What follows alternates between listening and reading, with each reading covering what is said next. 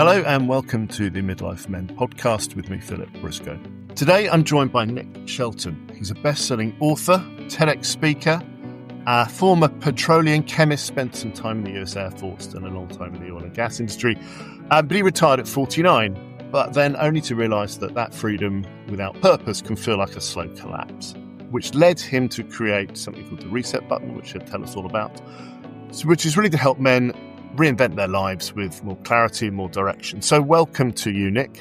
Thank you very much. It's a pleasure to be here. So let's start by talking about, you sound like you had a very exciting career, doing lots of different things. So perhaps talk to us a little bit about that. And then, what led up to that moment when you retired at, a relatively young age.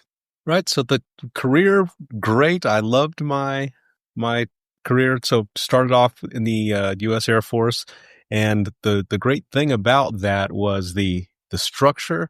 And before I went in there, I thought that I didn't like structure. I was like, oh, I don't want that. But then I found that I work really well with structure. So I knew exactly what my place was in there, what I was supposed to do, and that was great. And then once I left there, then I had a period of time where I was a little bit lost just because that structure was gone that I was so used to. So I was trying to recreate that structure in my day-to-day life.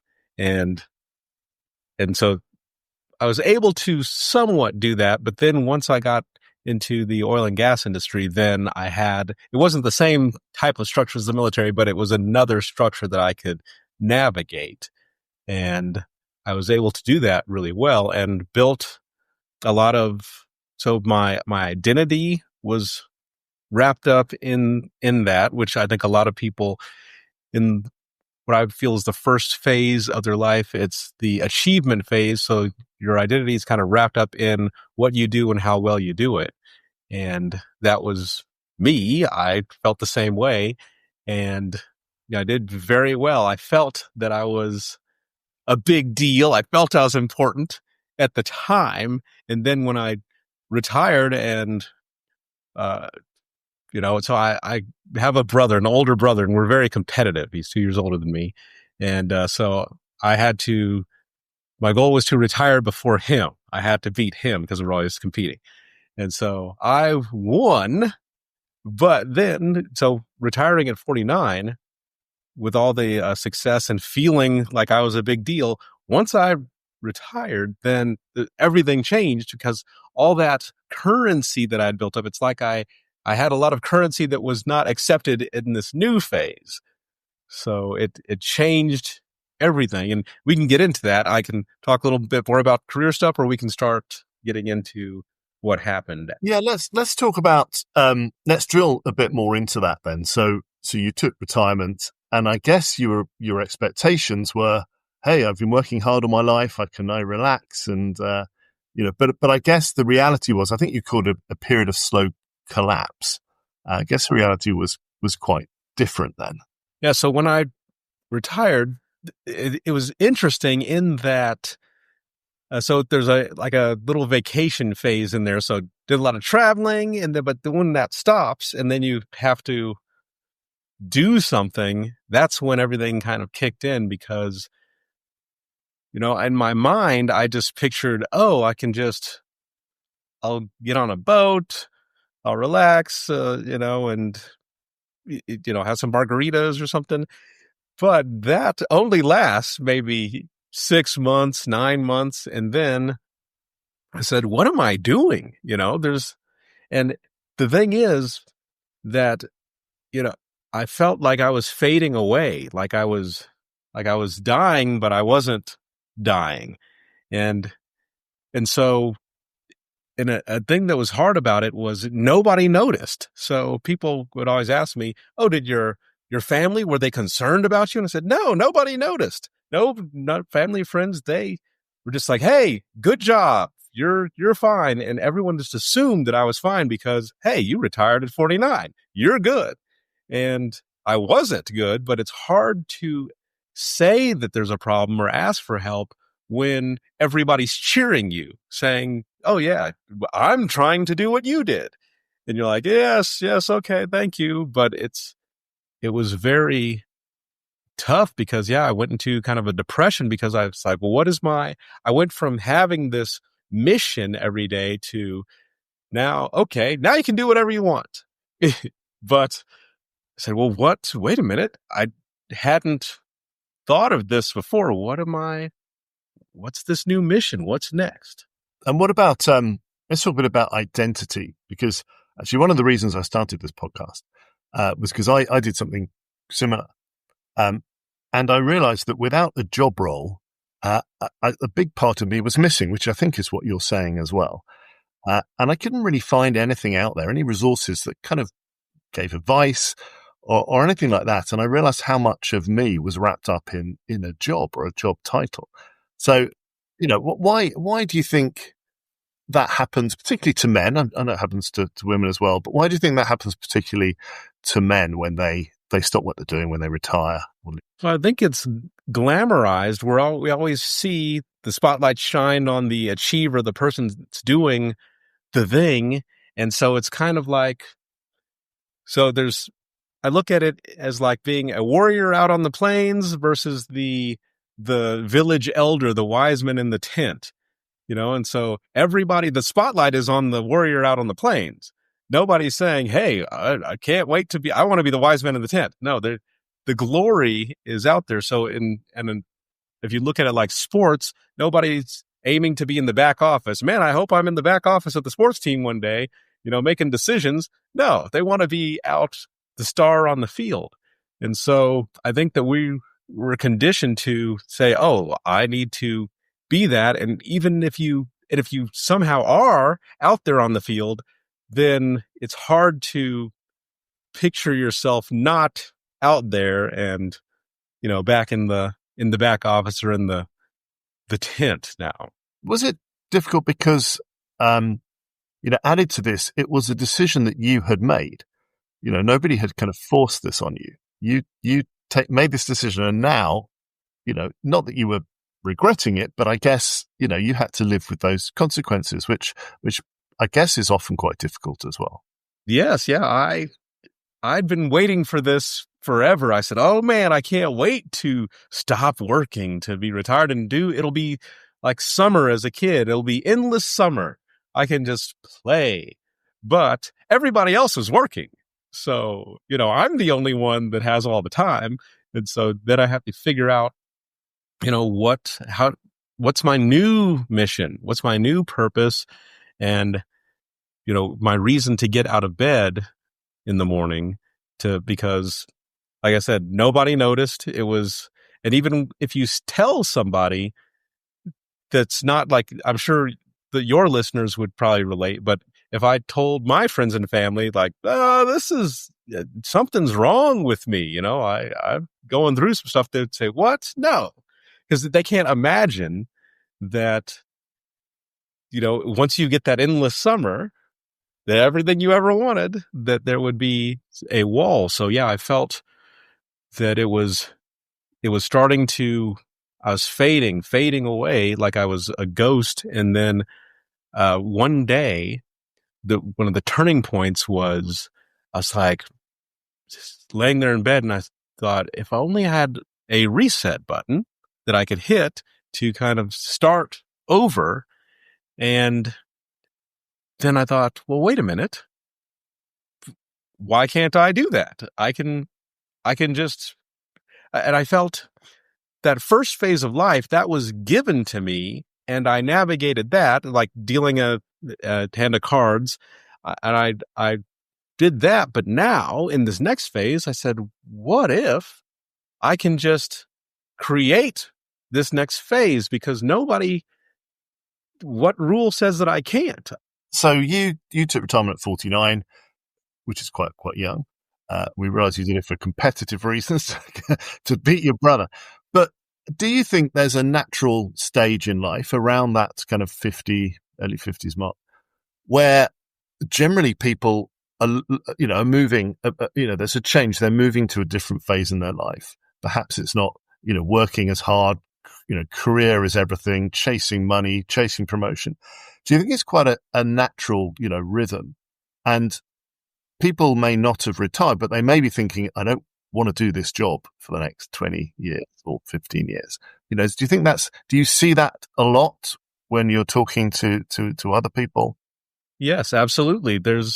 I think it is a natural flow where one day you wake up and you say, wait a minute, this isn't what I was told it was, or it doesn't necessarily fit anymore. You've outgrown that stage of life. And so that's a major change there. And also, some of the clients that I've been working with have been, it's other life changes too. So some of them have just gone through a divorce and they say, well, my whole identity was wrapped up in my marriage and family. And now I'm over here. I have to start over somehow. And so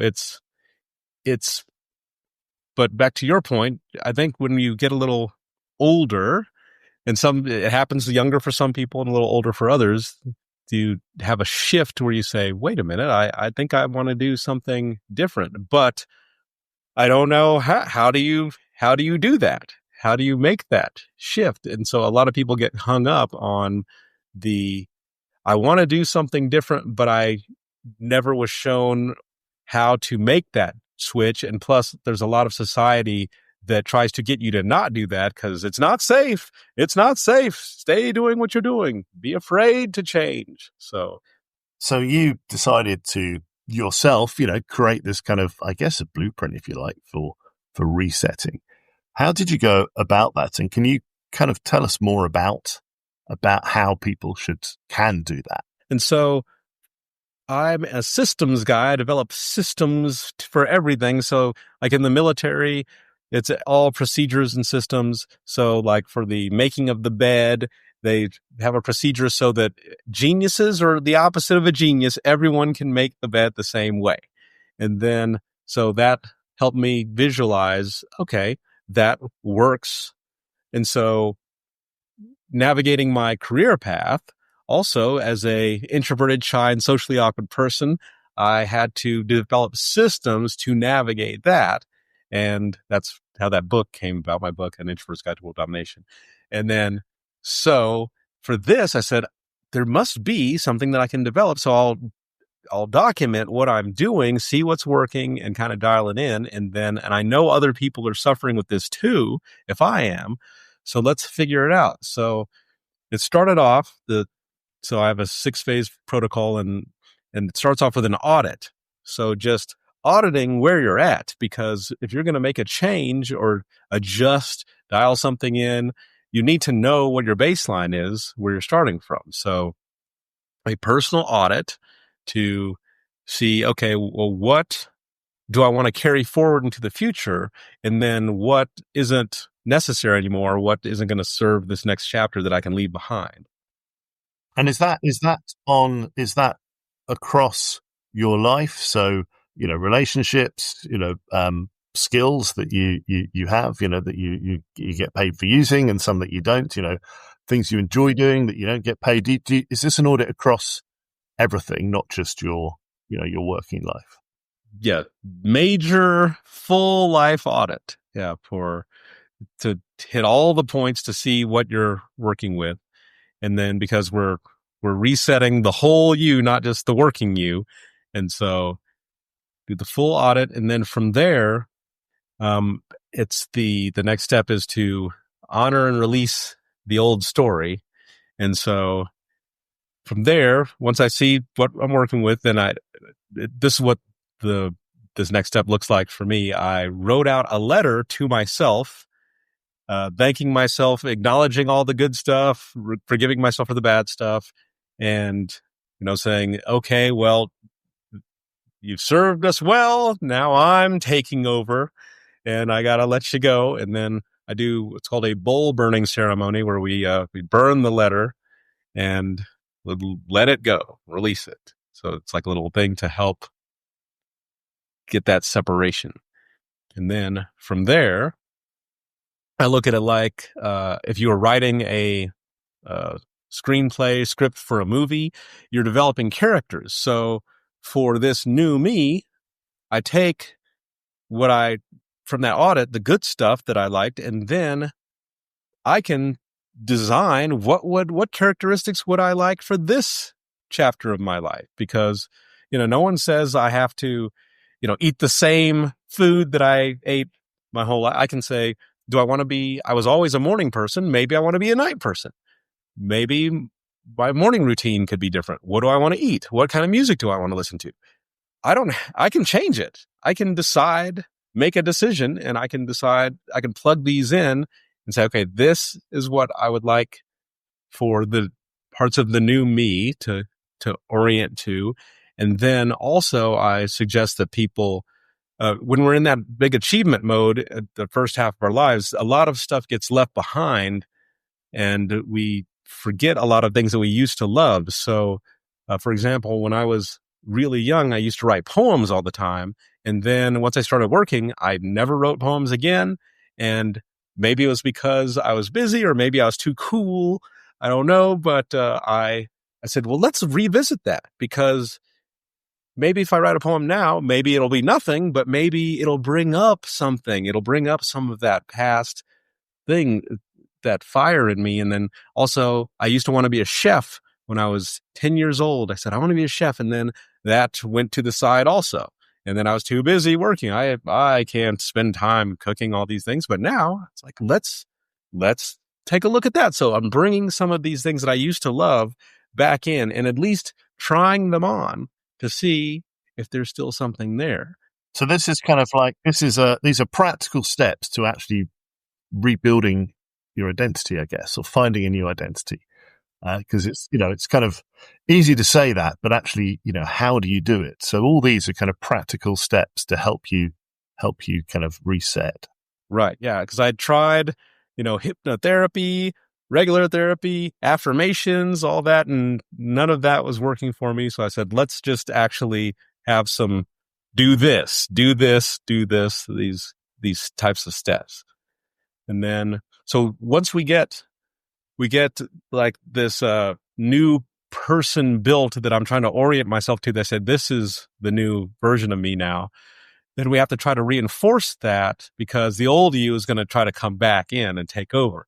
So there's a couple of things. One of the things is I suggest I did a TEDx talk on the power of uniforms. And so instead of having, so the point of that is, so my best friend is a police officer, and when he puts on his uniform, whether he feels like it or not, he's a policeman. He has to act accordingly. So like I might have like a necklace that I'll put on, or a watch or a bracelet, and then that is my uniform for this new me, because it's like, oh, the old Nick doesn't have that. New Nick has the necklace. I can touch it. I have the uniform on, whether I like it or not. This is me. And so then also to reinforce, I suggest people do, and these are the default things, these can be adjusted, but take a dance class, a cooking class, and a language class.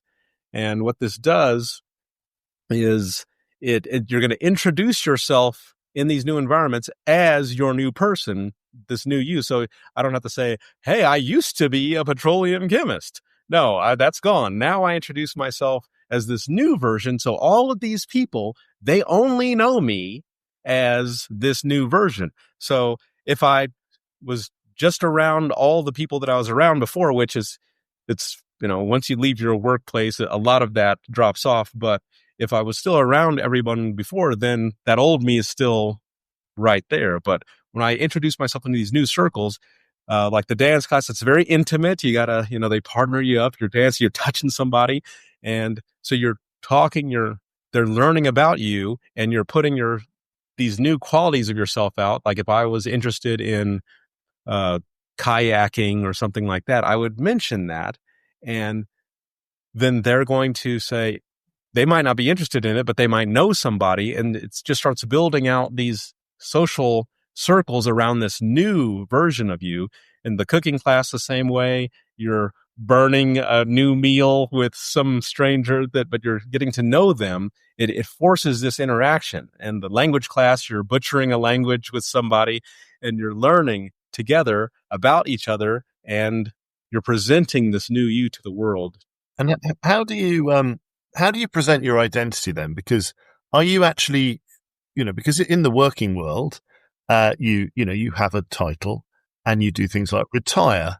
Retiring is really a kind of work word, isn't it? So if you've done what if you're reinventing yourself, what do you say?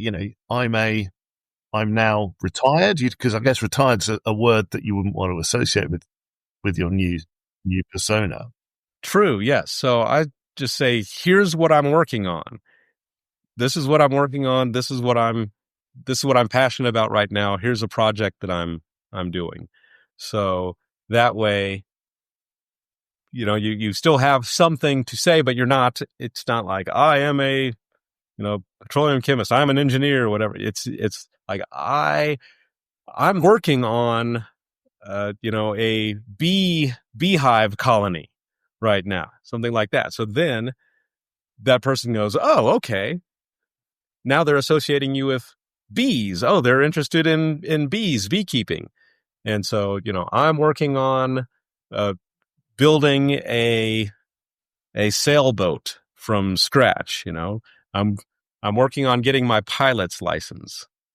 Something like that. And then so that is how you would do that instead of the job title. And are you kind of defining what success looks like at this point? Because previously what success looks like because you'd earn so much money in a certain role and you'd have got a promotion or whatever it might be. How do you define success now? How do you go about almost setting goals? So now it's more relationships versus, so there's the achievement, what you do, how well you do it, and then like earning money, getting promotions, to the impact, the relationships, the legacy, what I mean to my family and my community, what impact I can have as like a mentor, going back to that, the back office or the village elder in the tent, like what impact can I have through like being a mentor or going out and seeing people, making people feel seen. That's one of the things that I like to do is like one of my purpose is like, I like to, when I wake up in the morning, I say, I'm going to make somebody's day today. And I don't know how it's going to happen, who it's going to be, but my eyes are open. I'm out there to try to see. It could be something small. It could be, at a restaurant, pausing, and instead of treating the person like a robot and just saying, this is what I want, actually engaging with them so they feel seen. You make that little connection. And then it can also be just sometimes people just want to be listened to. So listening to somebody, just making real human connections is my, now how I measure success. If I can have that impact with somebody instead of just out trying to just earn a bunch of money, which is, nice and it has its place. But now I like to see what impact I can have and no matter how small it is, because a little small gesture can have a big impact on somebody else.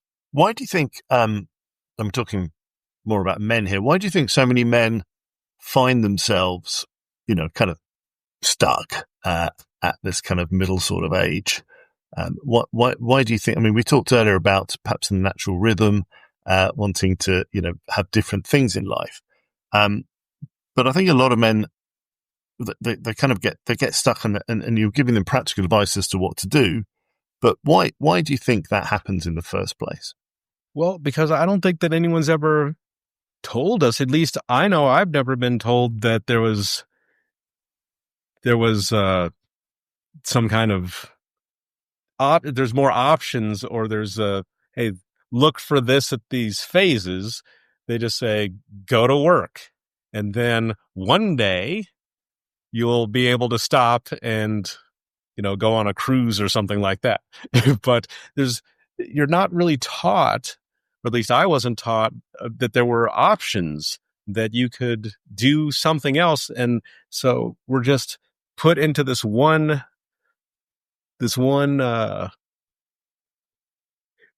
we get trapped in that achievement phase, and then we never really nothing shows us that there's another way, a way out. We might see or hear whispers of something, but then you say, well, how does that apply to me? And then also all your peers around you will naturally suggest, don't do anything different. This is just how it is. This is just your life. And I've seen that a lot where, people even being afraid to retire because it says, oh, no, if you retire, you're going to die. This is it. What are you going to, you just have to, there's nothing that I've seen that really prepares men for that next stage. And a lot of times it takes something big to make that shift. Like you might have to have a near death experience, like a stroke or a heart attack or something like that. And when people have that, then all of a sudden they say, oh, I'm going to do something different now. But usually if everything's okay, they just keep doing what they've always done, and nobody's encouraging them to do something different. And do you think, we have, a lot of us have families and partners and, friends and everything else. How much of this do you do yourself, and how much do you need to bring, everyone else along with you? I know that if you can, it would be helpful to bring your partner, but I think from my experience, it's always been, it was a little more difficult because my wife has her own stuff that she's, working on and dealing with. And then if I say, hey, so I did mention, this is what I'm doing. And I still don't think that she understands just how deep it went. I just said, I'm resetting myself. I'm trying to do this, but I don't know if she really understood how bad it got.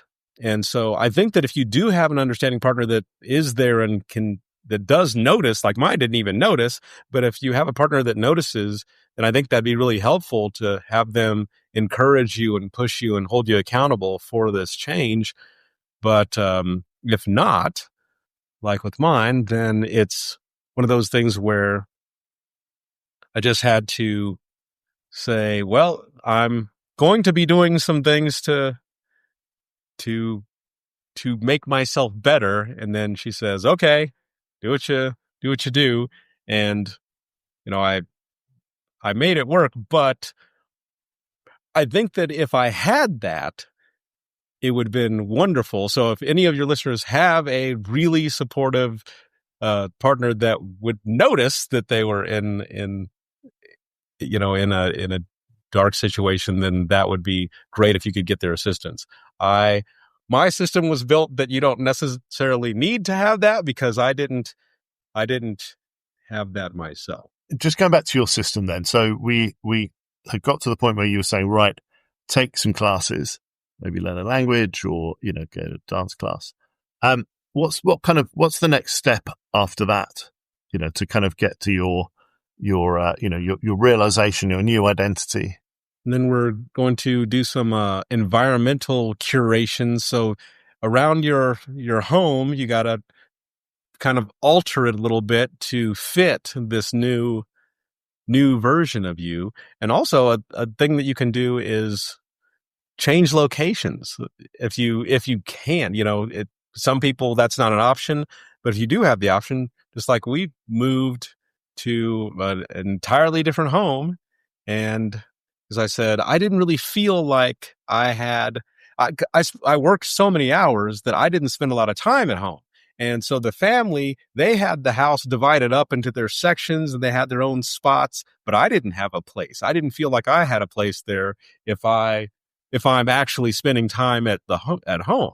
And so we did move into a new place, and now I have, since we all came in together, everyone, when we're dividing up, okay, this is where I'm going to be spending my time. I have a spot. I feel like I have it's more balanced and fits this new me for actually spending time in the house. So just that environmental curation, is the next step for that. And what about all the stuff that we accumulate? We're about to move house, and we've got so much stuff that we don't need. I've got clothes that are like 25 years old. I mean, is it part of that environmental reset? Is it good just to kind of get rid of stuff that you just don't need and that's part of your old life? Yes, and this is, I guess it could be different for different people. For me, yes, absolutely. I got rid of a lot of stuff, and it was so liberating, and it was great. I loved it. But then so my brother, the competitive brother that I have, he is what they call a pack rat. He never throws anything away. He has everything from when he was like born. He's collected. He's never gotten rid of anything. And I'm sure that no matter how much I told him, hey, you should probably get rid of some of this stuff, that's not going to happen. He's never going to do it. So I think it is incredibly freeing to get rid of a lot of stuff and just streamline your life. But once again, trying to since I've seen it up close and personal, I can't necessarily say that, yes, you have to do that. You don't have to do it. I just think it makes it a lot easier on you if you do kind of get rid of some things, especially since you said you're moving. The easiest time to get rid of things is when you're moving, because you have to collect it up anyway. And there so is, instead of just taking a box. In theory, if you give yourself enough time, otherwise you just shove it in a box and take it with you. Yes, and just move the box to another place. Yeah. So you've sorted out your kind of environment, and then is there another step after that? So yeah, you'll continue like the what I call life alignment engineering. So you'll continue going out and exploring these new things, the things that you brought up from the past that you used to be passionate about. Still working on these new social circles and trying things out, because when you meet people and you find out what they're doing, then it might open up some interest in you for another thing. And so basically, I know that we talk about the finding the purpose, but what really happens is that your purpose is more revealed. And so once you get out and you do this reinvention of yourself, and you start getting involved and get out and see things, then you come across things, you go, oh, okay, I see this. So things pop up.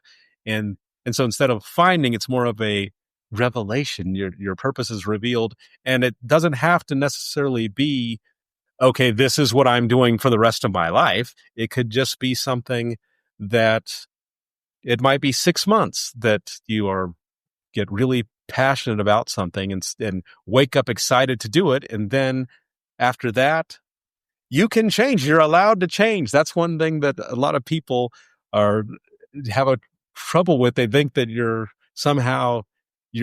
stuck with this forever. When you decide you want to do something, you're making a decision that you're stuck with. No, in this new version of you can change. You can enjoy something, and then you can say, okay, that's enough.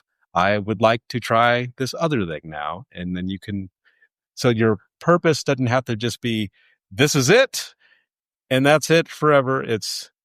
This is it for now, and then something else might reveal itself down the line that captures you and that you want to pursue. And then also during this time, it's great to be that mentor figure, because you have all this knowledge from before. And if you were working in an industry that you don't absolutely hate, then you probably have some skills, and you could probably help somebody out if they need help with something. And it's always great to, like for me, I get my success through other people success, their victories. So if I give advice about something and somebody does the thing, they come report back and they had a good experience, then that's a victory for me. So that gives you a sense of purpose then. following your reset, system. Do you now feel you have an aligned, sense of purpose? Yes, yes. So now when I get up in the morning, the first thing I think is I'm going to make somebody's day today. I can't, always control my day, but I can absolutely make sure somebody else has a great day. And so that gets me excited. And then there's all these other, I have little hobbies. And then I'm a mentor to like 4 people now. And so so now this is my role as the village elder in the tent now. So I get to say, okay, what are you doing? What's happening? Let's go through this, and I can dispense some advice and see you get some victories through my mentees. And so, yeah, it makes me come alive, and I love it. But then there's also the other things like, sailing. I love sailboats too. But the sailing isn't my purpose, but you can have some really good hobbies that you discover as well. So for people listening to this, and perhaps they're going to go through a major life transition, perhaps they're going to leave their job, maybe they're going to be starting a new career. I know we're talking largely about reinventing yourself after your identity within your career. But what's one piece of advice that you could give someone listening to this that they could start to do now, something practical they could do as a kind of first step on that way forward? Right. I would say do an audit of where you're at. So it doesn't have to, I know it's a big ask to say audit your entire life, but just a basic audit of where you're at and just see what seems to be aligned and what is off, what seems to be taking away from you, where have you sacrificed that you might want to bring some of those items back. And just a general audit of what was lost in the first stage and what you still have, and that'll give you an idea of where you're at and where you might want to go. Also, I can say that there's a thing called if even smaller than that, if you're kind of stuck, there's what I call a dignity scan, which is like smaller than an audit, but it's just because you need dignity first, and it's the bridge to the rest of it. So, and it's pretty basic, like what is a skill that I have?